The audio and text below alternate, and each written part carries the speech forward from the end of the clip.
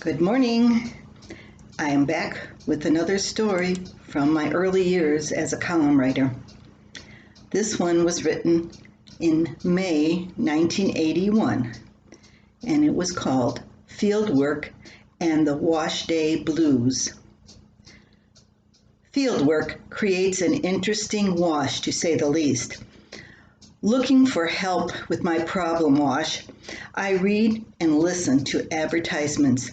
They say their products can clean anything, from chocolate to grounded red clay on silk, to the yuck that baby spits up, to the mess made from the infant's other end.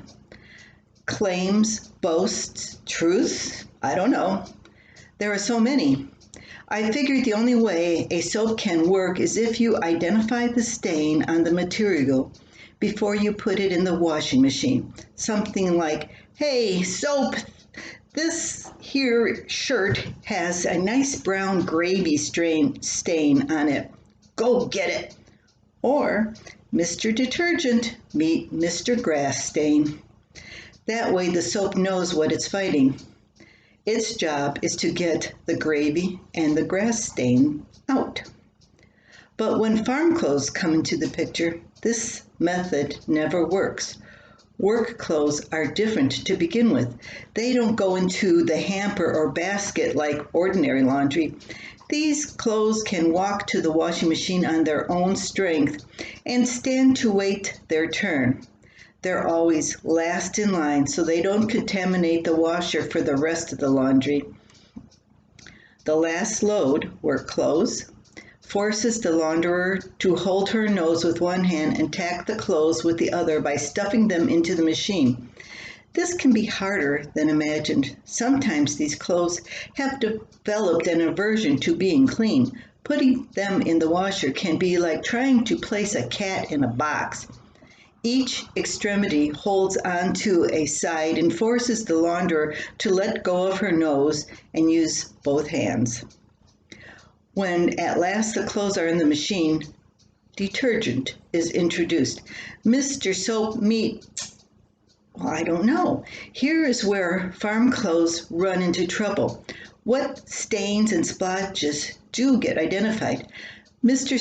Soap, this is Mr. Mud, Mr. Manure, Mr. Oil, Mr. Grease, Mr. Fuel Oil, Mr. Hydraulic Oil, Mr. Paint, Mr. Whitewash, Mr. Thinner, Mr. Blood, and Mr. Iodine."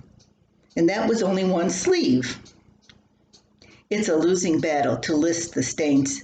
The detergent doesn't know what it's supposed to work on. The launderer is of little help, and the person who soiled the clothes can only guess what's on them. After the clothes go through the cleaning cycle and are again on the worker, the smell may be the only thing that identifies them as clean. And that lasts only a short walk to the barn, where the process of dirtying those clothes starts all over again. That was any farm wife's issues with laundry, and a husband who doesn't know how to quit and doesn't know what is on his clothes. I hope you enjoyed it today and can have a good day yourself. Hopefully not get too dirty. Bye.